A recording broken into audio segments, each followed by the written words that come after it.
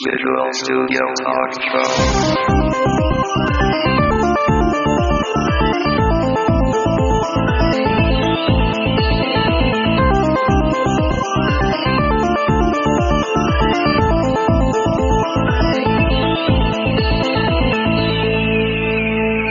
Visual Studio Talk Show.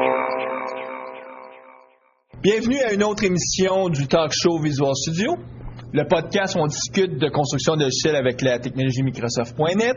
Mon nom est Mario Cardinal. On est le mercredi 11 janvier. On est dans les studios de Connexio ici à Montréal. J'ai avec moi Guy Barrette, Éric Côté. Bonsoir, messieurs. Bonsoir, Mario. Bonsoir, Mario. Ça va bien? Ça va très bien. Un retour des fêtes plaisant. Ah oui, disons que comme d'habitude, on a trop mangé, on a trop bu, on a bien fêté. Puis pour notre première émission de 2006, on a décidé de prendre ça un peu mollo, d'utiliser une entrevue qu'on a fait au mois de novembre 2005.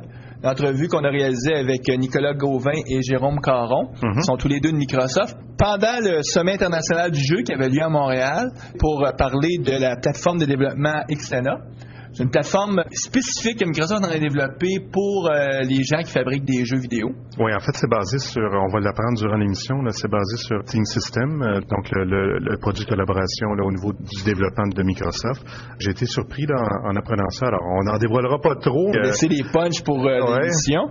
Pour ceux qui ont écouté la dernière émission en décembre, on avait aussi comme invité Jérôme. Jérôme qui est un technophile averti, ouais. Puis c'est rare que je rencontre quelqu'un qui a plus de bébelles technologiques dans sa maison que moi, mais lui... c'est incroyable, c'est absolument incroyable. Donc, Jérôme accompagnait justement Nicolas Gauvin, qui est de Redmond à Washington, puis travaille spécifiquement sur... Oui, un francophone du Québec qui travaille à Redmond. Donc, sans plus tarder, allons écouter l'enregistrement.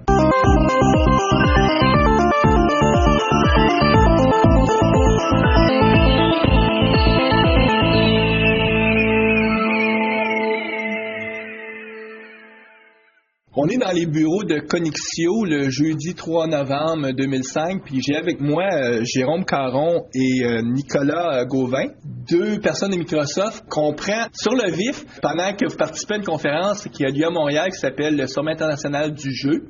Vous êtes tous les deux là pour présenter une plateforme de développement pour les développeurs qui font des jeux. Puis on vous a demandé de faire une émission spéciale avec nous à Visual Studio Talk Show sur justement cette plateforme-là. Donc, la plateforme Xena Studio.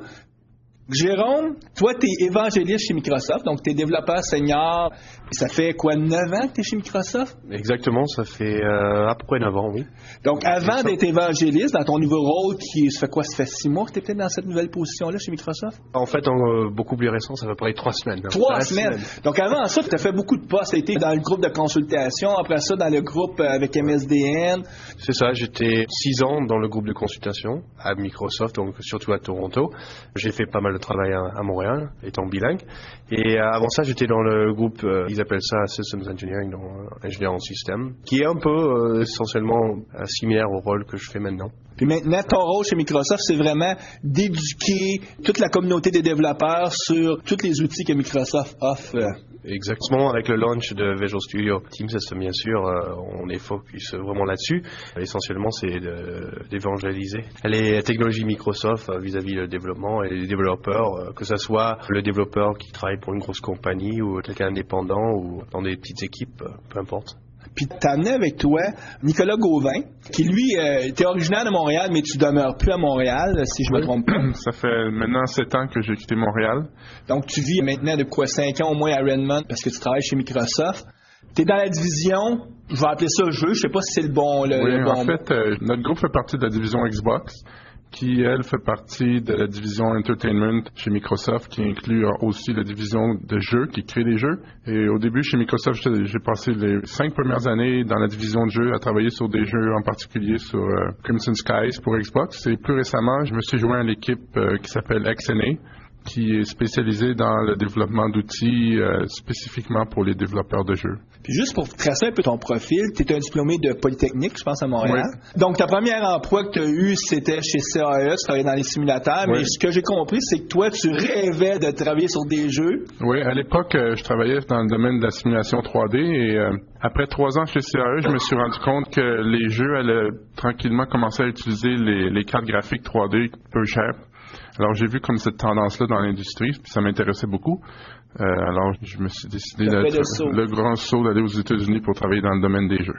Tu as travaillé chez Sierra, Oui. puis d'autres compagnies. Aujourd'hui, le but de notre rencontre, c'est de parler justement d'une plateforme que Microsoft veut mettre de l'avant pour les développeurs qui s'appelle XNA Studio. Oui, alors comme on sait, la nouvelle version de Visual Studio sort très bientôt et c'est quelque chose qui est axé pour les développeurs, pour le développement de logiciels habituels, tandis que nous, notre groupe, ce qu'on fait, c'est qu'on prend la plateforme de Visual Studio puis on l'adapte pour le développement de jeux, en particulier pour tout ce qui touche les gens qui font du contenu mais qui ne sont pas nécessairement des développeurs.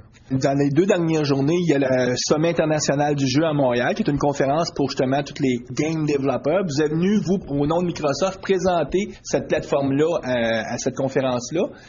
Est-ce que vous pouvez juste, en quelques mots, nous situer, nos auditeurs, qu'est-ce que c'est ce Sommet international du jeu? Ce que je comprends, selon moi, c'est une espèce d'équivalent du Game Developer Conference qui normalement a lieu aux États-Unis, mais c'est un équivalent pour Montréal. Je pense que le gouvernement local ainsi que des compagnies locales ont décidé de créer cet événement pour venir en aide aux développeurs locaux de Montréal. Et maintenant, c'est une industrie en pleine expansion. Alors, il y a beaucoup de gens qui travaillent. Parce qu'il y a beaucoup de compagnies à Montréal. Et évidemment, il y a Ubisoft, là, qui est le success story à Montréal. Là, je pense qu'ils sont rendus à 1400 employés seulement à Montréal. Il y a EA, Electronic Arts, qui grandit très rapidement. Alors, il y a une petite bulle là au niveau du développement des jeux. Puis je pense que cette conférence-là, c'est vraiment centré pour les gens d'industrie, je pense. Oui, parce que les gens aiment ça, aller assister à des conférences comme ça, mais c'est pas tout le monde qui a la chance d'aller au Game Developer Conference. Et apparemment qu'ils ont eu beaucoup de succès avec cette conférence-là. Est-ce que c'est en français, la conférence, ou c'est moitié-moitié anglais-français? Non, étant donné qu'elle est considérée internationale, toutes les présentations sont données en anglais. Okay. Alors, moi et Jérôme, on avait une présentation et c'était un petit peu ironique parce qu'on est tous les deux francophones et la majorité de l'audience était probablement francophone et on était obligé de donner notre conférence en anglais. Anglais, c'est la langue du domaine du jeu de façon internationale. C'est aussi la langue, je dirais, internationale pour communiquer. On le vit, des fois, on rencontre des gens de Russie, d'Europe, d'Asie, on se parle tout en anglais. On a toute une langue native, si je peux prendre ce terme-là, qui est notre langue culturelle, comme le français. Puis c'est plate pour ceux qui sont anglophones, parce qu'ils ont juste une seule langue. C'est leur langue culturelle puis leur langue d'affaires. Mais les gens qui sont bilingues ou trilingues, on a plusieurs langues, dont la langue de communication internationale qui est l'anglais. Est-ce que vous pouvez juste me situer ou me décrire XNA Studio? À quoi ça sert? Qu'est-ce que c'est? Donc, le fameux elevator pitch là, en 15, 20 ou 30 secondes. Là, comment on pourrait décrire cette plateforme de développement-là? Je vais vous donner le mission statement de XNA. C'est d'aider les développeurs de jeux ainsi que les éditeurs de jeux à développer des jeux de façon plus efficace pour toutes les plateformes. Alors, notre but à nous, c'est de rendre la plateforme Windows, l'environnement Windows comme étant l'environnement de développement de jeux le plus efficace, mais pas nécessairement juste pour viser les plateformes Microsoft. Tu dis Windows, tu n'as pas parlé de Xbox, Windows. Non, c'est ça. On veut que les gens utilisent l'environnement Windows pour développer les jeux, comme pour créer leur code, créer leur contenu et toute la partie création. Donc, on parle de développement. Oui. Par contre, là, les plateformes sur lesquelles ces jeux-là vont pouvoir tourner, il n'y a pas juste Windows. Non, il y a Xbox, il y a aussi les plateformes mobile, tous les téléphones cellulaires, les Pocket PC. Et ensuite, on veut aussi supporter les autres plateformes qui ne sont pas nécessairement Microsoft. Parce que c'est une industrie, comme on la connaît, la plupart des développeurs doivent supporter plusieurs plateformes pour avoir du succès. Et on ne veut pas les empêcher.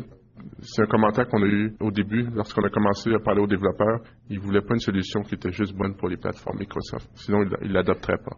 Moi, je ne suis pas le plus familier avec le domaine du jeu. Donc, je voudrais juste comprendre, l'état de l'art, c'est quoi le produit le plus usuel que les gens vont prendre quand ils développent des jeux? Est-ce que c'est sur Windows que ça se développe principalement, par exemple en C++, ou c'est vraiment un autre type de plateforme avec des machines plus graphiques? 80% du monde qui développe, un développeur qui travaille chez Ubisoft à Montréal ou dans une autre firme, ou chez Microsoft. Ouais, moi, je dirais que la grosse majorité utilise la plateforme Windows pour créer leur contenu. Ils utilisent des produits comme Maya ou 3D Studio Max qui sont disponibles sur la plateforme Windows. Et je dirais que 80% et plus des gens utilisent ces outils-là pour créer leur contenu. Pour ce qui est des développeurs, Dépendant de la plateforme qu'ils visent, si c'est Windows ou Xbox, ils vont utiliser Visual Studio pour créer leur code et compiler et débugger leur code. Et même d'autres plateformes vont utiliser la plateforme Windows pour créer leur software. C'est ça, parce que la grosse distinction qu'il faut faire, c'est que tu as la plateforme de développement, qui souvent va être Windows, puis tu as la plateforme de déploiement, si je peux prendre ce terme-là, qui peut être des téléphones sans fil, comme par exemple des téléphones Nokia, ou qui pourraient être des Pocket PC, ou des Xbox, ou whatever les types de devices qui existent. Donc, il faut vraiment faire cette distinction-là entre qu'est-ce qui est la plateforme de développement versus la plateforme de déploiement ou d'utilisation. Exactement, c'est comme ça qu'on les appelle. On veut supporter un déploiement divers. Idéalement, on aimerait que le développeur utilise Windows pour toute leur plateforme et à la fin, lorsqu'ils créent leur produit, ils sont capables de décider, OK, présentement, je veux déployer pour Xbox ou je veux déployer pour la PlayStation ou je veux déployer pour Nintendo. La plupart du travail est commun dans les deux cas et c'est juste à la fin du déploiement que les spécialisations du contenu se fait pour une plateforme de jeu donnée. Mais là, moi, je veux juste comprendre. Qu'est-ce que Microsoft gagne? Parce que on se cachera pas, là, c'est pas le nombre de développeurs qui utilisent la plateforme, là, c'est pas, on parle pas de volume comparable à, par exemple, Microsoft Office. Pourquoi Microsoft veut vraiment avoir un leadership au niveau de la plateforme de développement? C'est-tu parce qu'on y voit une synergie avec la plateforme de déploiement? Donc, à un moment donné, même donner des facilités qui feraient que ça serait plus facile si on va aller vers Xbox qu'aller vers un PlayStation? Ou c'est vraiment juste parce que pour Microsoft, ils considèrent qu'une plateforme de développement, c'est dans leur cours puis ils veulent être toujours le leader. C'est quoi l'avantage pour Microsoft de faire ça? L'avantage, je pense, selon moi, c'est que, évidemment, on veut que nos plateformes de déploiement, c'est-à-dire Windows, Xbox et mobile, soient des plateformes qui ont du succès et qui sont faciles de développer pour. Évidemment, on va faire du travail qui est spécifique pour ces plateformes-là, mais on ne veut pas empêcher les gens d'utiliser nos outils pour d'autres plateformes, parce que sinon, s'ils sont obligés d'utiliser des outils différents, c'est moins intéressant d'adopter nos outils pour nos propres plateformes. Est-ce que le fait de développer sur une plateforme commune, par exemple, où on peut déployer sur plusieurs types, par exemple, de consoles de jeux ou de systèmes d'exploitation, est-ce que c'est un avantage pour la réutilisation des ressources? Là, quand je parle de ressources, c'est peut-être des images, c'est peut-être les graphiques ou quoi que ce soit là, qu'on peut partager. Est-ce que Xene va faciliter le partage de ces ressources-là? Oui, idéalement, ce qu'on aimerait, c'est que les gens évitent le processus qu'on voit souvent où un jeu est développé premièrement pour une certaine plateforme, disons Xbox, et ensuite il y a un effort séparé qui est de porter le contenu pour PC, pour Windows. L'effort est très répétitif, il y a beaucoup de duplication de travail. Idéalement, avec Xene Studio, c'est qu'on veut permettre aux gens qui sont en charge du contenu de travailler en parallèle pour les deux plateformes et d'obtenir un produit qui est disponible en même temps pour les deux plateformes. Donc, je vois peut-être des économies au niveau du développement des jeux oui. Pour ces compagnies-là. Parce que maintenant, là, l'industrie du jeu, en termes de revenus, a dépassé ce que Hollywood fait en revenus. Donc, on parle de sérieux dollars là, présentement. Donc, ces compagnies-là, je ne sais pas combien ça peut coûter développer un jeu, mais ça doit coûter certainement des millions de dollars. Donc, pour ces compagnies-là, s'ils sont capables de réutiliser les ressources, puis de développer sur une seule plateforme et ensuite de déployer sur plus d'une plateforme, il y a certainement des économies intéressantes. Oui, le coût de développement, surtout avec les plateformes de nouvelle génération, de Next Generation, augmente de façon exponentielle. Un des buts, c'est de permettre aux développeurs de passer du temps, qui leur donne des jeux de meilleure qualité. Éviter de passer du temps dans le processus en tant que tel de développement, mais plus dans la création de contenu, créer des jeux qui sont plus intéressants, qui sont ce que les consommateurs veulent expérimenter au lieu de juste perdre leur temps à faire des versions différentes pour différentes plateformes. Moi, je me rappelle à l'époque, quand j'étais jeune, on jouait à des consoles de jeux comme sur le Atari et autres, et puis on voyait dans les crédits que ça avait été programmé par 2, 3, 4 personnes. Et puis là, de nos jours, quand on regarde les crédits pour un jeu vidéo, on dirait que c'est presque aussi long qu'une production hollywoodienne. Est-ce qu'on va revenir à un moment donné à des équipes plus petites, plus agiles, du développement plus simple pour les jeux vidéo, ou est-ce que la croissance va continuer? C'est une question intéressante parce que à ce sommet, il y a eu une présentation par Warren Spector, qui est quand même reconnu comme quelqu'un qui a passé plus de 20 ans à créer des jeux et qui a pas mal de titres. Juste pour situer pour les auditeurs qui ne connaîtraient pas, vite, c'est qui Warren Spector? Moi, je me rappelle quand j'étais jeune, il avait programmé beaucoup pour Origin System puis pour Electronic Arts, puis il avait fait aussi certains célèbres jeux comme un simulateur de vol. J'essaie de me rappeler du nom là. Wing Commander. Non, oui, il avait travaillé sur Wing Commander aussi, entre autres en tant que producteur. Il avait travaillé sur différents jeux. Un vieux de la vieille, comme on dit. Disons que ça fait un moment qu'il travaille là-dessus et il racontait même l'histoire d'avoir pensé à développer son propre jeu, son propre design et tout, et le fait que peut-être qu'il est bien temps de descendre ou de créer des équipes qui sont plus petites que les jeux où il travaillait sur un jeu, je me rappelle plus le titre du jeu, mais il nous disait qu'il y avait un moment ils étaient 96 personnes sur une équipe pour créer un jeu, et il a dit c'est peut-être trop. Qu'on peut s'attendre présentement pour un jeu de certaine envergure, c'est entre 10 millions et 20 millions. Okay. C'est vrai que les plus chers sont 20 millions, et il y en a qui s'en tirent à 5 millions, mais c'est autour de ces chiffres-là, je dirais. Puis ça n'existe plus maintenant, un jeu qu'on développerait, mettons, avec 100 000 $, par exemple. En fait, je dirais que ça existe parce que vous avez demandé tout à l'heure, Guy a demandé la question, pourquoi Microsoft est intéressé là-dedans. Après tout, les développeurs de jeux, c'est pas comme vous avez dit, des développeurs d'Office ou de SharePoint.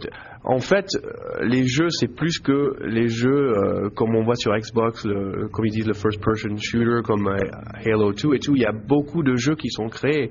En fait, on discutait même de ça avec des gens qui participaient donc à cette conférence. Par exemple, un jeu qui s'appelle Bejeweled. Il y a beaucoup de jeux comme ça qui sont des jeux de puzzles, des choses comme ça, que vous trouvez sur MSN, qui coûtent 10 à 15, 20 $ pour acheter, coûtent pas cher du tout.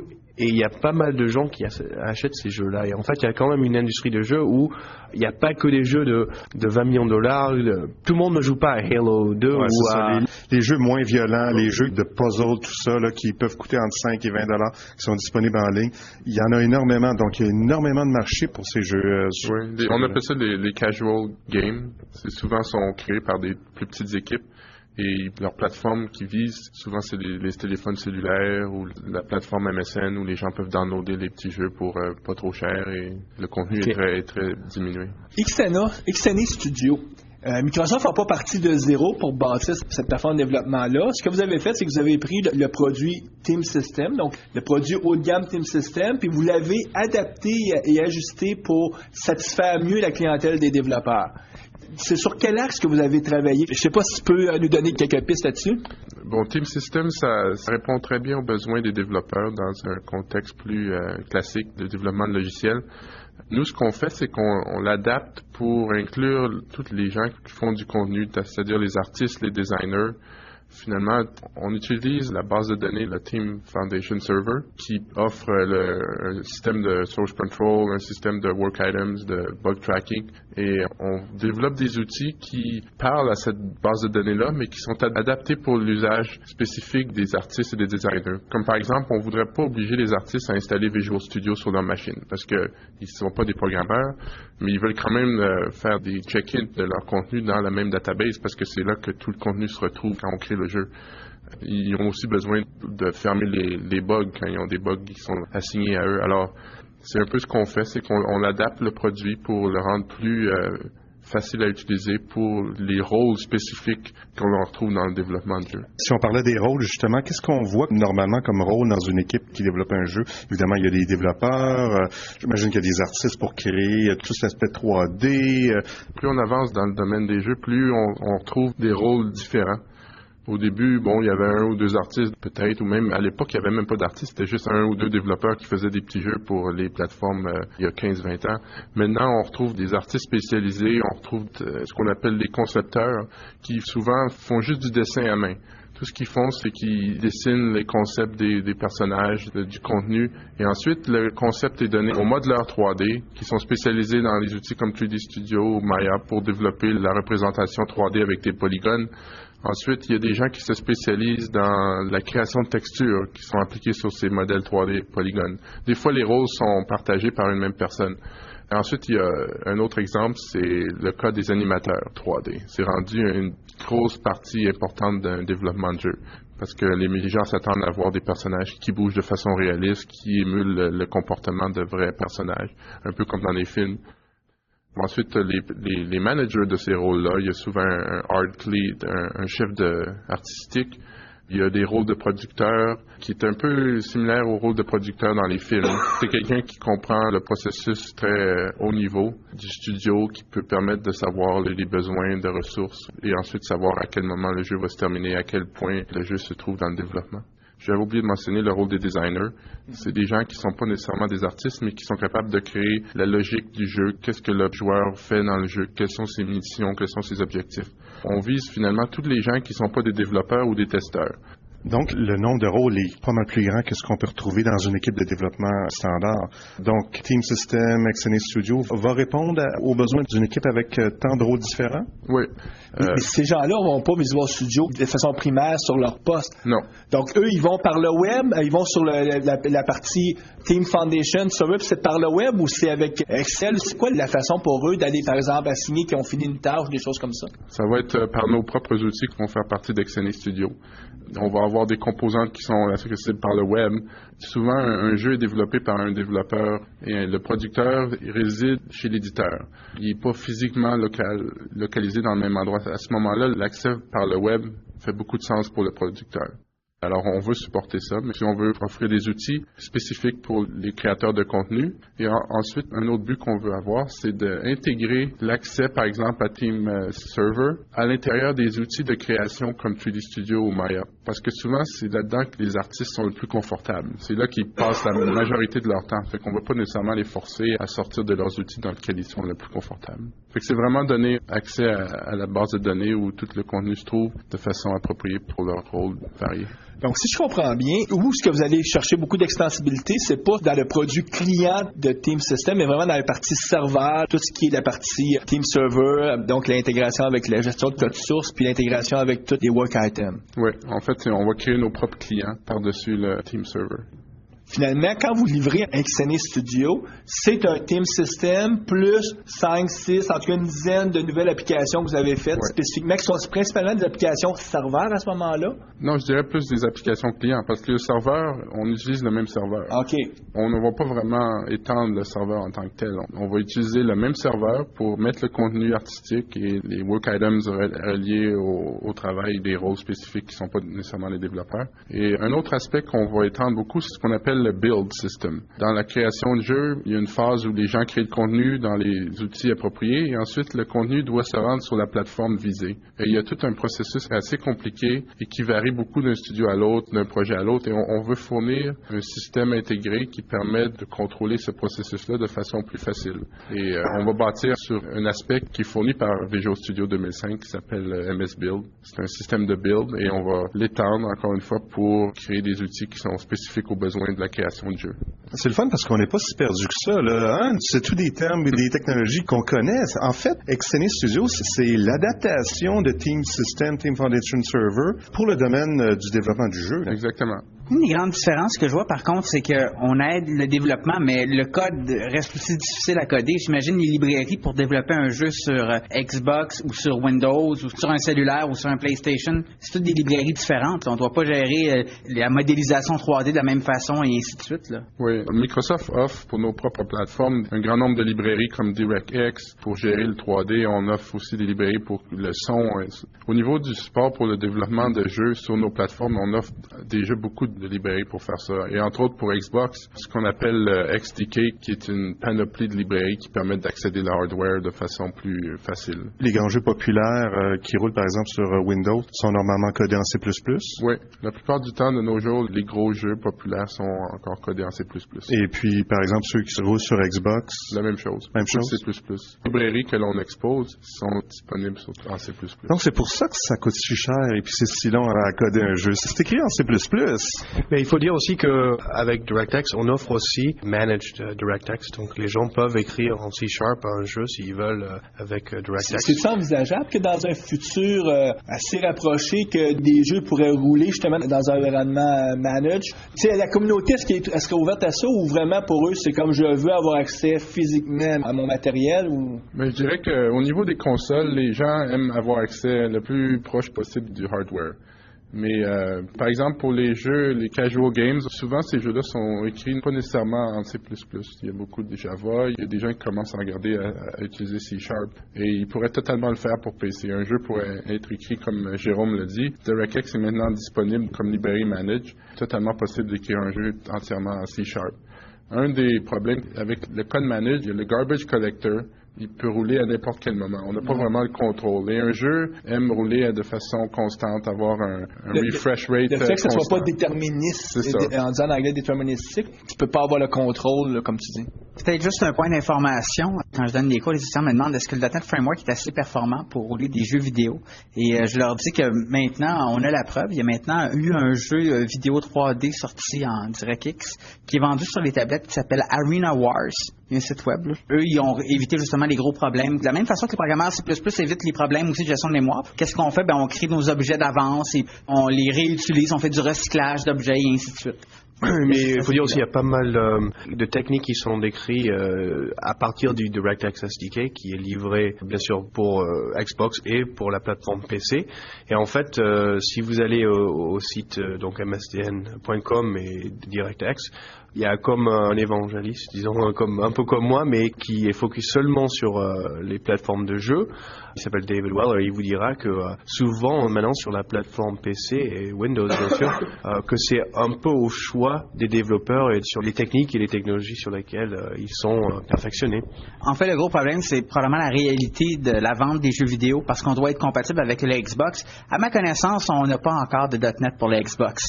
Non, mais c'est quelque chose que l'on regarde avec intérêt et dans un futur éventuel, il serait possible qu'éventuellement on offre ça comme solution. Je sais qu'il y a des développeurs qui sont intéressés, surtout pour contrôler ce qu'on appelle le scripting. Les gens utilisent différentes solutions, différents script languages pour créer leur mission. Alors, certains développeurs sont intéressés à utiliser C# pour ça. On regarde ça.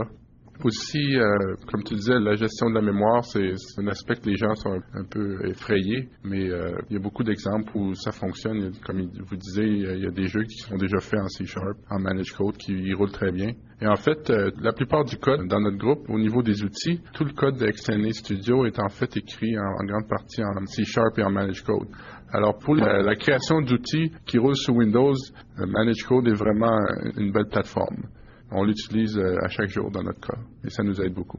Et en fait, on a un développeur à Redmond, et son nom m'échappe, qui est la personne qui voulait démontrer qu'en fait, c'était tout à fait possible de faire Manage Code avec DirectX. Et il a écrit le premier livre, et c'est lui qui a écrit la première API pour DirectX, mais son nom m'échappe. Parles-tu de Adam Nathan? Non. C'est le gars qui a fait le jeu, la version XAML du jeu Art, là? Windows Presentation Foundation. Ça, c'est le scénario de XAML, donc Extensible Application Markup Language. Donc, c'est vraiment pas dans les scénarios dans lesquels on parle en ce moment, dans le sens où c'est plutôt comme Nicolas disait, casual games. C'est vrai que dans l'avenir avec Vista et XAML et C# créer des jeux, des casual games, peut-être des jeux comme Bejeweled, des jeux qui ne demandent pas trop de ressources vis-à-vis du système graphique, disons DirectX. Donc si vous faites des choses assez simples, tout à fait possible avec XAML, c'est sûr que ça rendra les choses plus simples dans le futur. Pour les casual games, c'est surtout ça dans ce scénario-là. Puis probablement que des casual games, il y en a plus que des Halo, parce que c'est sûr qu'on voit toujours les gros produits qui ont une grosse publicité, puis c'est très prestigieux pour un développeur de dire je suis sur l'équipe qui travaille sur Halo, mais des casual games, c'est probablement ça qui... C'est quoi le ratio? Est-ce qu'il y a comme 8 développeurs qui font des casual games pour un qui travaille sur des gros produits, ou c'est quoi l'état de l'industrie à ce stade-ci?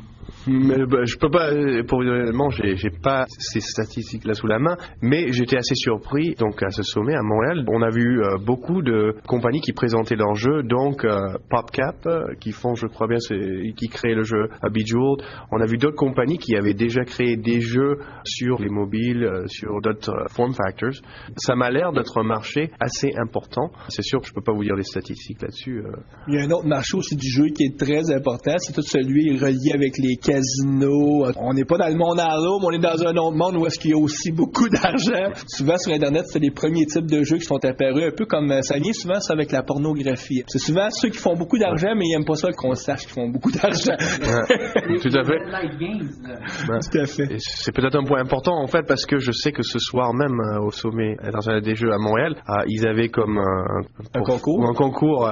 Merci. Ça fait tellement d'années que je parle anglais maintenant. Ils avaient un concours de jeux et un des sujets c'était sexe dans les jeux. Je sais pas quel va être le résultat ce soir-là. C'est sûr que c'est une possibilité, mais une autre possibilité que j'ai trouvé assez intéressante. Donc quand Warren Spector il a donné son keynote, c'est le fait qu'ils envisagent un jour des jeux où on joue, que ce soit un first person ou massively multiplayer, mais ils envisagent un futur où peut-être il y a une extension à un jeu. Donc un jeu peut-être c'est sur un console, mais il y a une extension pour le mobile. Votre jeu il s'arrête jamais. C'est comme si le jeu il continue à tourner tout le temps et vous pouvez continuer à jouer.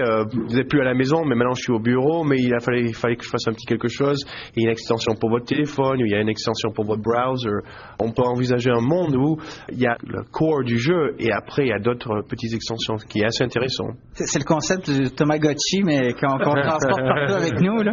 Comme disait Jérôme, c'est difficile de savoir la quantité de développeurs de casual game versus les AAA titles. Mais je pense qu'il y a beaucoup de développeurs qui sont un peu déçus du fait que la production de jeux est devenue vraiment coûteuse et c'est un gros processus. Et alors, certains de ces développeurs-là sont nostalgiques de l'ancienne façon de créer des jeux. Les plateformes de cellulaire et les plateformes casual leur permettent de retrouver un peu l'expérience qu'ils avaient à l'époque. Avec des outils comme XNA Studio. Oui, XNA Studio vise aussi la plateforme mobile de Microsoft. Vous commencez à me convaincre que peut-être XNA Studio, c'est le fun. Combien que ça va me coûter, ça, maintenant, je décide de prendre ça? C'est un outil pour des hobbyistes ou c'est vraiment pour des professionnels? C'est une bonne question et malheureusement, je suis pas la bonne personne pour vous répondre, mais c'est quelque chose sur lequel... le produit, est-ce qu'il existe aujourd'hui? Non, il est toujours en développement et... il a été annoncé l'année dernière au Game Developer Conference en 2005 et notre plan c'est d'avoir une version bêta disponible à la prochaine Game Developer Conference qui est en mars 2006 et on planifie sortir le produit final durant l'année 2006. C'est en plein développement et on étudie exactement cette question-là, les différents prix et comment on va viser les différents types de développeurs. Parce que finalement, on parlait tout à l'heure que XNA Studio, une série d'extensions, on a une extension finalement Team System et Team Foundation Server. Donc c'est vraiment focusé sur des équipes de développement. Alors pour le casual game developer, il y a tout ce qu'il a besoin dans Visual Studio s'il veut écrire, par exemple, son jeu en C# avec DirectX, il peut le faire là, directement présentement avec Visual Studio. Tout à fait, et ça répond un peu aussi à la question pourquoi est-ce que Microsoft vous avez demandé tout au début pourquoi Microsoft on est ici vis-à-vis des game developers parce que bon c'est pas un gros marché mais en fait il y a beaucoup de ce qu'ils appellent hobbyistes et de jeunes gens qui veulent apprendre à programmer ou qui veulent essayer de créer leur propre jeu et vis-à-vis de Visual Studio et Team Foundation Server ça coûte quand même cher pour quelqu'un qui commence et qui est chez un hobbyiste. C'est pour ça qu'on offre ce qu'on appelle Visual Studio Express Edition qui coûtera pas cher du tout. Aux États-Unis ils ont annoncé que une copie de par exemple Visual Studio Express Edition C# ou C++ ça sera $49. Donc c'est vraiment fait pour les gens qui veulent commencer là-dedans et créer peut-être leur propre jeu ou créer leur propre ce qu'ils appellent mods. Par exemple, on a annoncé avec Valve Software, donc ils ont fait le moteur de Half-Life 2, que vous pouvez créer vos mods avec Visual Studio Express C++, Express Edition. Et en fait, si vous prenez leur SDK, si vous avez l'occasion, vous voulez créer un mod par exemple pour leur jeu, donc ça coûte pas cher, c'est fait pour les hobbyistes, pour les gens qui veulent faire des mods. Et Valve Software, ils ont annoncé qu'ils allaient supporter Visual Studio 2005 C++ Express pour les gens qui veulent peut-être utiliser leur moteur et créer tout un nouveau jeu. Et en fait, il y a un projet qui s'appelle Project Dystopia, où ils ont créé toute une autre version, un tout nouveau jeu qui est basé sur le moteur de Valve avec C++. C'est intéressant, c'est un partenariat qui est intéressant de la part de Valve. Ça permet finalement de promouvoir leur jeu et toute la façon là, de l'étendre avec ce qu'on appelle des mods. avec un outil de développement qui coûte vraiment pas cher ou qui est presque gratuit. Puis pour Microsoft, c'est une bonne façon de promouvoir Visual Studio, promouvoir l'environnement de développement, les différents langages. C'est un partenariat qui est intéressant. Tout à fait. Ça permet aux gens qui sont intéressés ou qui veulent apprendre ou qui veulent perfectionner quelque chose, qu'ils aient l'occasion d'avoir les mêmes outils que les autres, les professionnels, disons, vis-à-vis du compiler, vis-à-vis du IDE et tout ça. Est-ce qu'ils ont vraiment besoin d'un Team Foundation Server? Non. Est-ce qu'ils ont besoin de payer tout ça? Mais qu'ils aient quand même les outils et le compiler et le .NET Framework qui leur permet de faire des beaux trucs. Et parlant de mode, je voudrais juste faire une petite accolade en disant que s'il y a des gens qui sont intéressés à rentrer dans le domaine du jeu, je dirais que créer un mode soi-même à partir d'un engine d'un jeu déjà existant, c'est une façon extrêmement appropriée pour apprendre le développement de jeu. Et quand les gens appliquent pour des postes à l'intérieur des compagnies de jeux, les gens qui ont écrit des mods sont souvent considérés plus intéressants que les gens qui juste ont créé du logiciel normal. Oui, parce que souvent on retrouve sur le CD d'installation du jeu, les outils de développement de mods nécessairement ne sont pas installés par défaut. Les grands jeux, comme par exemple on parlait de Valve tout à l'heure, vous allez retrouver des outils, finalement c'est comme un SDK, si on peut résumer ici. Puis ça vous permet de créer des mods, puis d'étendre le jeu. Puis des fois, les mods sont quelquefois plus intéressants que les vrais jeux. Je dirais que dans le cas de Valve et de Half-Life, les mods ont contribué énormément à leur succès.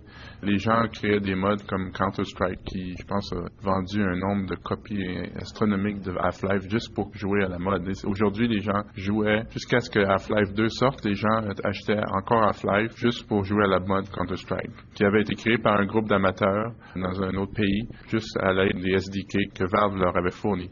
Quand on parle de mode pour nos éditeurs, on parle de modification. Donc, c'est une modification à un jeu qui, dans certains cas, le jeu est tellement modifié qu'il est totalement différent. Mais par contre, dans certains cas plus intéressants, on parlait de Half-Life. Oui, tout à fait. Les gens, ils créent des nouveaux caractères, des nouvelles weapons, des choses comme ça. Ils peuvent créer n'importe quoi. Et quand vous installez le SDK de Valve, il vous donne une petite interface où vous pouvez, comme un wizard si vous voulez, vous dites, je veux créer mon propre mode, et ça vous crée un répertoire, et ça vous crée même le projet Visual Studio. Après, il faut juste pointer votre Visual Studio dessus, l'ouvrir, vous avez tous les fichiers, la structure, et après, c'est à vous de commencer à créer votre propre mode là-dedans. Ils sont bien au courant que les gens, ils aiment créer ça, et c'est comme Nicolas dit, ça continue leur succès. Si on revient justement à ce que Nicolas il disait que c'est une bonne façon pour se faire reconnaître comme une certaine expertise potentielle pour devenir un développeur de jeux.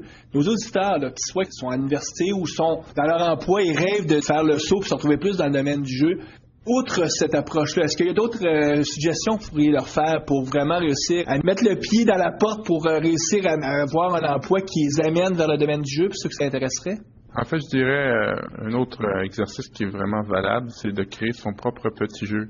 Ça n'a pas besoin d'être très compliqué, ça n'a pas besoin d'être à l'envergure d'un jeu commercial. Le fait d'être capable de créer un jeu avec un certain nombre de contenus du début à la fin a énormément de valeur. Ça montre de la ténacité et d'être capable de résoudre des problèmes. Même à petite envergure, les problèmes sont communs avec les gros jeux.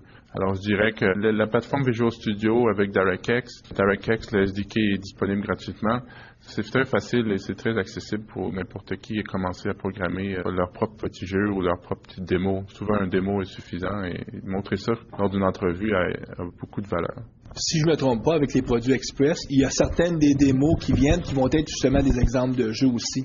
Oui, ce qui arrive, c'est qu'avec Visual Studio Express Edition, que ce soit C++ ou C# ou VB, ça va vous pointer sur certains sites par défaut parce que quand vous installez les versions Express, elles sont faites exprès pour donner des infos aux gens qui commencent juste à programmer, pas mal de ressources. Il y a aussi dans le SDK DirectX pas mal de ressources, je dirais pas nécessairement de jeux, mais d'exemples comment faire certaines choses avec DirectX, que ce soit managed ou que ce soit unmanaged. Et il y a aussi, bien sûr, on crée pas mal de tutorials sur MSDN et il y a toute une section en fait qui est pour les jeux sous DirectX avec pas mal de ressources si vous voulez commencer là-dedans. Et je voudrais mentionner aussi que pour la plateforme Windows et Xbox, connaître l'environnement Windows, être capable de programmer du 3D avec DirectX, c'est une expertise qui se transpose très facilement à la plateforme Xbox. Il y a beaucoup de similarités.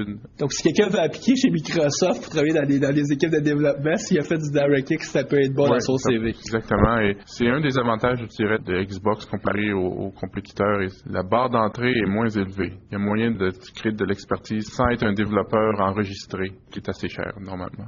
Fait que là, tu parles de Xbox, on est au tout début novembre. Le lancement de Xbox, c'est à travers le monde, c'est le 22. Il doit y avoir pas mal d'effervescence chez Microsoft ou même dans ton groupe à Redmond. Oui, je dirais que les gens qui ont travaillé sur le Xbox 360 ont travaillé très fort dans les derniers mois. Il y a encore beaucoup de travail qui a lieu présentement et les gens sont bien excités. Le 22 novembre est la date où ça va sortir. C'est une grosse date pour Microsoft. On a bien hâte de voir ça et moi, j'ai bien hâte d'avoir ma copie. Il va falloir que tu la jettes, hein. Si j'ai bien compris, dans les premiers 6 mois, il n'y a aucun employé de Microsoft qui va en avoir. À moins que, c'est sûr que toi, tu es développeur, donc tu as une certaine justification. Je pense que Nicolas me disait qu'ils allaient tous recevoir un petit cadeau une fois. Sauf que je pense pas que toi, tu vas pouvoir avoir le même cadeau. Non, je vais pas avoir le même cadeau, mais l'autre réflexion que je ferais sur Xbox 360, c'est le fait qu'il y a un Windows Media Extender qui est à l'intérieur. Donc, si vous utilisez Windows Media Center, il y a le extender qui est dans Xbox 360 qui est, je trouve, super pratique. Ça va rendre vraiment la plateforme Xbox centrale à la maison entre le gaming, la télé et les choses comme ça. Ouais, pour ceux qui ont pas réussi à faire entrer à la maison une Xbox présentement, soit que madame ne veut pas voir une console de jeu dans le salon, vous allez pouvoir voir de la vidéo sur Xbox 360, vous allez pouvoir voir les photos, vous allez pouvoir échanger des choses, ça va vraiment être excellent. Puis je pense que madame va laisser rentrer la Xbox 360 lorsqu'elle va voir les caractéristiques. Finalement. Tout à fait, tout à fait. Ça reste toujours à prouver chez moi, en tout cas. En terminant, est-ce que vous avez soit un blog, un livre, un site web que vous aimeriez recommander à nos auditeurs en lien avec ce qu'on a parlé, ou ça peut être complètement à part parce que vous dites, il me semble, faudrait que vous alliez voir ça. Est-ce que vous avez quelque chose que vous pouvez recommander aux auditeurs? Il y a un site, on a des enregistrements live meeting, qu'on appelle ça. On a fait des webcasts. On a une série de webcasts sur game development. C'est si vous allez à msdn.com et la section de jeux, il y a toute une section de game development sur DirectX. Ils ont fait une série de 5 ou 7 différents webcasts qui commencent du tout début en parlant. Avant, il y avait Bitmap, après, il y avait Vector Graphics et ça. Ils commencent au début. C'est l'histoire de ce que c'est. Voilà, mais tout en même temps en donnant, en éduquant les gens pourquoi certains choix sont faits et quelles technologies ils ont besoin de savoir. Et après, ils commencent à parler avec C#, et après, ils passent dans DirectX. Alors, bien sûr, si les gens ont déjà touché le développement de jeux, ça sera peut-être monotone les premiers 1 ou 2. Mais après ça, je pense qu'il y a quelque chose pour tout le monde et il y a vraiment de bonnes infos là-dedans. Donc, on va mettre le lien, nous, sur notre site. Nicolas? Malheureusement, on n'a pas de blog encore pour notre équipe, mais le site principal pour XNA, c'est www.microsoft.com/XNA. Vous pouvez trouver une bonne description de XNA Studio. Et le prochain endroit où on va donner beaucoup plus d'informations sur le produit, c'est le prochain Game Developer Conference en mars 2004, où on va avoir une bêta. Et j'imagine qu'on va avoir aussi une bêta disponible online, où il va y avoir d'autres médias qui fournissent la bêta. Donc, cette conférence est en mars qui s'en vient. Puis c'est où qu'elle a lieu, la conférence? Normalement, ça a lieu à San Francisco, à San Jose. Donc, ceux qui s'intéressent à XNA, restez à l'affût. Assurez-vous d'aller retourner voir le site que tu as donné. On va mettre aussi le URL sur notre site pour savoir tout ce qui se passe avec la XNA Studio. Et une dernière chose, si vous êtes un développeur et vous avez des suggestions à nous donner ou vous voulez donner un peu d'opinion sur XNA Studio, vous pouvez toujours envoyer des emails à xna@microsoft.com. On porte attention à tous les emails que l'on reçoit à cette adresse-là. Moi, je vous remercie. C'était bien plaisant. Merci à vous. Oui, c'était très intéressant. En fait, au début, je me disais moi-même, on parle de jeux, tout ça, ça va être vraiment déconnecté de ce qu'on connaît, mais avec XNA Studio, ça se rapproche finalement du développement en équipe qu'on fait en industrie. Tout à fait, je dirais 2 choses. D'abord, c'est le développement en équipe, toute l'idée de software development, c'est un peu, on voit les mêmes parallèles. Et la deuxième chose, c'est que les gens, ils commencent à penser à DirectX, qu'ils s'intéressent là-dedans et ils vont peut-être pas devenir game developers, mais vous verrez bien que dans Vista, le fait de connaître DirectX, comment ça marche et les possibilités qui sont possibles avec le Windows Presentation Foundation, qui utilise les capacités de DirectX, permettront aux gens de créer des applications qui sont encore plus super. Ouais, mais là, on rentre dans un autre sujet. Il va falloir te réinviter, Jérôme. Tout à fait. Alors, merci bien, messieurs. Merci beaucoup et j'aimerais remercier de m'avoir donné la chance de parler à des francophones à Microsoft et aux développeurs de la communauté francophone. Merci.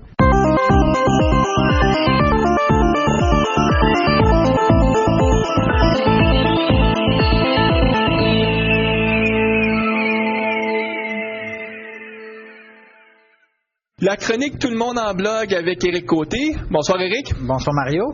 Écoute Éric, on est au début de l'année 2006. Le 30, 31 décembre, 1er janvier, on s'est tapé toutes les émissions de revue de l'année habituelles. Donc je pense que ça te donne des idées pour ta chronique, ta première chronique de l'année. Définitivement, je me suis dit, pourquoi pas nous? On est capable aussi de faire des revues de l'année. Et peut-être le fait le plus marquant qu'il y a eu durant les 12 derniers mois, ce fut cette attente interminable avec le produit Visual Studio 2005. Il me semble à chaque fois qu'on faisait justement des nouvelles pendant l'année, c'était à propos de la sortie prochaine de Visual Studio 2005. Et c'est finalement arrivé au mois de novembre. Puis encore là, si on parle par exemple de Team System, ben, on attend toujours.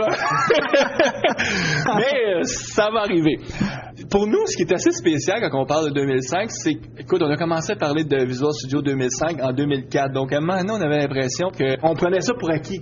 Puis c'était assez surprenant de se rendre compte que pour certains, pas de nos auditeurs, parce qu'on sait qu'ils sont quand même à l'affût des nouvelles technologies, mais beaucoup de développeurs plus classiques, pour eux, c'était toute une nouveauté, le produit 2005. Oui, puis je pense que, si je me souviens bien, j'ai fait ma première présentation au groupe d'usagers à Montréal, ici, sur SQL Server 2005. Je pense que c'était à la fin de 2003, là. On monte à loin, là. Ça a été long, l'attente, là, pour ces produits-là. Mais heureusement, c'est derrière nous. C'est des produits maintenant qu'on utilise pour faire du développement. Donc, thanks God, comme on pourrait dire. Donc, tu veux faire une revue de l'année. Outre cette grande nouvelle-là, est-ce qu'il y a autre chose qui t'avait marqué dans l'année 2000? Ben, Time Magazine nomme à chaque année ce qu'on appelle une personne de l'année, Person of the Year. Oui, et cette année, ils ont décerné le prix à plusieurs personnes, incluant Bill et Melinda Gates pour leur fondation philanthropique. C'est à cause de leur contribution qu'ils ont fait durant ces dernières années, notamment au niveau philanthropique, donc payer dans des pays du tiers-monde des vaccins, donner des logiciels à des écoles et ainsi de suite. Donc, c'est moins là, l'aspect Microsoft là, dans ce cas-ci. Exactement. On pourrait dire que l'aspect Microsoft n'était pas du tout là. Disons que la raison probablement pourquoi la fondation est aussi généreuse que ça, c'est à cause que Bill Gates, qui est derrière la fondation, est assez riche et peut se permettre d'avoir beaucoup de fonds à offrir à des personnes qui sont dans le besoin. Là. Ça reste quand même, c'est tout à son honneur parce qu'il y a d'autres personnes sur la planète qui sont pas aussi riches, mais très riches, puis qui en font beaucoup moins. Donc, je pense que c'est ça aussi que Time Magazine voulait reconnaître. Définitivement. Éric, l'année 2005, c'était l'année du lancement de SQL Server, Visual Studio 2005, forcément. L'année 2006, là, qu'est-ce qu'on doit avoir à l'œil? Bon, il y a plusieurs choses que là, on va se mettre à répéter durant les prochains mois. Peut-être la première des choses, c'est le nouveau Internet Explorer 7. Oui, tout à fait. Moi, m'intéresse beaucoup parce que c'est un produit qui va supporter RSS directement au niveau de la plateforme. Donc là, ça devient... Parce que moi, je crois beaucoup qu'RSS a un futur qui va être prolifique. Donc, je suis bien intéressé à voir comment Internet Explorer 7 va permettre à RSS de devenir un citoyen de première zone. Pas pour juste pour les techies comme nous, mais les mamans, les papas, les grands-pères, les grands-mères. Augmenter son niveau de maturité aussi à la technologie par le fait même. Donc, ça risque d'être intéressant. Puis aussi, plein d'autres petites nouveautés à Internet Explorer 7, notamment au niveau de la sécurité, on en parle beaucoup. D'autres choses à surveiller, qui n'a pas rapport beaucoup à Microsoft, mais ça a rapport avec nos PC. Nos PC stagnent depuis quelques années. On sait que la vitesse des processeurs, depuis presque un an et demi, tend à stagner. Et là, Intel annonce une plateforme justement pour le CES qui a eu lieu il y a quelques jours, la plateforme Intel Vive. OK, donc CES, c'est le Consumer Electronics Show. Exactement. Pour les qui ne sauraient pas, donc c'est un show qui est très orienté pour les produits grand public. Donc Intel a annoncé une nouvelle plateforme Vive. L'acronyme s'appelle VIIV, okay. Vive. Ils disent que en quelque sorte, c'est une plateforme qui va rendre plus vivant ou tout au moins plus interactif les plateformes multimédia qu'on a de nos jours. Voilà, c'est basé sur des plateformes de processeurs qui s'en viennent et notamment le Intel Iona, nom de code Iona, apparemment c'est basé là-dessus. Est-ce que c'est un petit peu la réponse de Intel par rapport à AMD qui a pris un petit peu d'avance, je pense, par rapport au tout ce qui est vitesse au niveau des processeurs, puissance? C'est ça, c'est probablement leur réponse, mais là présentement il n'y a pas encore aucun produit de sortie sur Intel Vive au moment où est-ce qu'on se parle, mais ça ne saurait tarder et on pourra à ce moment-là peut-être vraiment mesurer l'impact. Est-ce qu'il y a vraiment une amélioration ou est-ce que c'est seulement spéculation? Au niveau matériel aussi, l'année 2006 va vraiment être l'année où est-ce qu'on va commencer à parler en terabytes quand on va parler de nos disques rigides. On s'en va là, hein? Définitivement. Et donc, on en parlait qu'il y a des innovations de ce côté-là. Donc, maintenant, on va peut-être parler de notre disque rigide de 1 ou 2 ou 3 terabytes. Donc, c'est de l'espace, ça.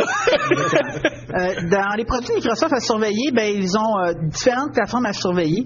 D'abord, la plateforme Office 12 et Exchange 12 qui devraient sortir normalement d'ici la fin de l'année si tout va bien.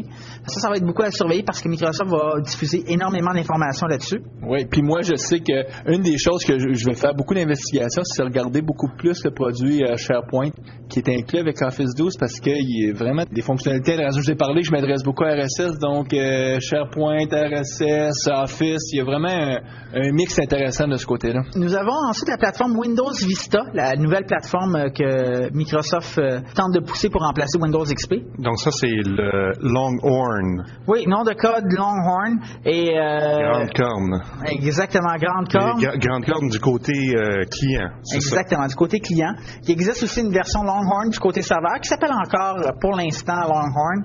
On ne sait pas ce sera quoi le nom final du côté serveur. C'est plus tard. Là. C'est pas en 2006, là, on parle de 2007. Exactement, la version serveur, c'est un an après. C'est ça, donc le Vista qui devrait sortir en 2006. Oui, si, admettons, les dés sont pas trop pipés pour Microsoft, ça devrait sortir là en 2006. Ça, c'est vraiment un remplacement pour ce qu'on utilise aujourd'hui sur nos laptops, qui est le Windows XP. Exactement.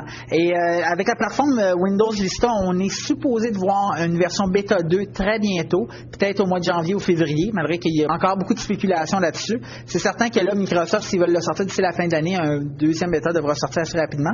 Et en plus, ils ont toute une série de technologies qui sont basées là-dessus, des technologies qui vont être disponibles dans Windows Vista et aussi disponibles dans les versions précédentes de Windows, c'est-à-dire Windows XP 2003. C'est tout ce qu'on appelle le WinFX. Oui, exactement. Ce qu'on appelle le WinFX ou Windows Framework quand c'est pas mis en acronyme. Et les technologies WinFX sont composées de Windows Presentation Foundation, toute la technologie de présentation, en incluant aussi ce nouveau langage de présentation qu'on appelle XAML. Il y a aussi le Windows Communication Foundation, ce qu'on appelait auparavant Indigo, et il y a le Windows Workflow Foundation. Oui, tout à fait. Et probablement aussi dans cette même lignée-là, probablement on va avoir plus d'informations durant l'année à propos d'une autre technologie de fondation qui va s'appeler probablement le Windows Storage Foundation, qui était auparavant le WinFS. On va probablement en entendre aussi beaucoup plus parler cette année. Bon, en tout cas, on va avoir des updates là-dessus. Moi, je vais être intéressé aussi de suivre dans l'année qui vient. Puis ça sera peut-être pas forcément en 2006 que ça va venir à terme, mais ça va dans la prochaine version de Visual Studio. C'est tout le projet Link, qui est vraiment un changement majeur d'approche pour Microsoft au niveau de comment on fait la persistance d'informations, en favorisant les objets comme étant le moyen. Bye-bye les datasets, ce qui me fait extrêmement plaisir. Retour aux bons vieux objets qui ont prouvé à travers les années. Pour expliquer aux gens qui ne le savent pas, le projet Link, ce n'est pas vraiment un produit, mais c'est plutôt un ensemble de technologies pour faire évoluer les langages de programmation tels que VB et C# vers une plateforme qui permettrait des fonctionnalités additionnelles, notamment une meilleure intégration, comme tu disais, avec le XML et les langages de requête sur SQL. Donc, les objets finalement de requête de base de données, là, tout est inclus directement dans les langages. Les langages et librairies directement, oui. Exactement. Par contre, ça ne veut pas dire qu'ADO va disparaître, absolument pas. Non, juste évoluer. Finalement, peut-être une autre chose à surveiller dans le futur, Microsoft en a beaucoup parlé et ça rapporte beaucoup avec Office, c'est les Open Documents. Microsoft veut justement fournir une sorte de format standard pour les documents et pour l'instant, on a encore, je pourrais dire, juste une ébauche, mais ça va se concrétiser vraiment durant l'année prochaine et ça va être intéressant à suivre. Puis, si je peux ajouter, je pense que ça va être intéressant de surveiller l'évolution de tout ce qui est la nouvelle... Je peux quasiment dire que ça va être une plateforme, en tout cas, ce que le produit, le service live que Microsoft veut mettre sur pied, qui est essentiellement d'offrir des logiciels gratuitement puis de les rentabiliser par de la publicité. Donc, c'est intéressant de voir cette évolution-là parce qu'il faut s'attendre dans le futur que certains des produits d'Office vont être intégrés dans live. Donc, ça va probablement chambouler un peu toute l'offre de produits de Microsoft parce qu'il va falloir qu'ils s'ajustent en conséquence. Donc, ça va être intéressant à surveiller. Puis aussi, on en parlait en 2005 avec Dominique Sévigné, tout ce qui est Atlas, puis la capacité de faire des applications web, mais intelligentes, ou en tout cas qui sont optimisées avec Ajax, ça va aussi avoir des incitatifs non négligeables. Donc, beaucoup de choses à surveiller en 2006. Oui, en effet. Est-ce que Guy, tu aurais autre chose à surveiller? Ben moi, évidemment, c'est la sortie de Team System. Moi, c'est ça que j'attends avec impatience. Team System côté client qui est sorti, mais le Team Foundation Server, on l'attend. Oui, exactement. Donc, précisons, Team Foundation Server, donc qui est tout l'aspect, le nouveau gestionnaire de code source, tout ce qui est item tracking, en fait, tout l'aspect gestion de projet que Team Foundation Server offre.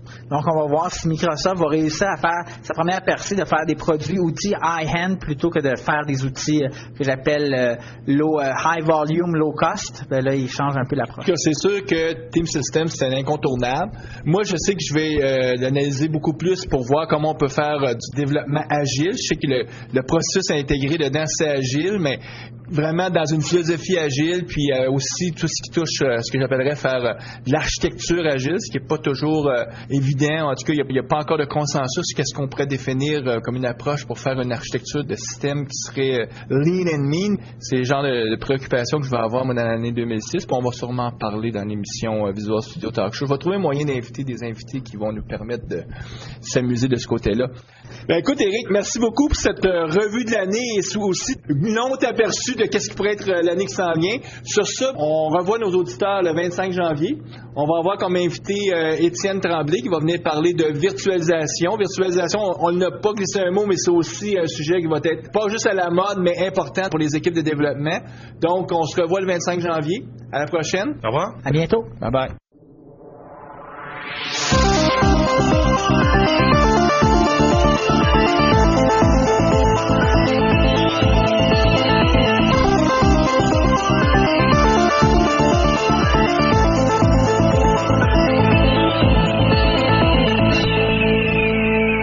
Visual Studio Talk Show.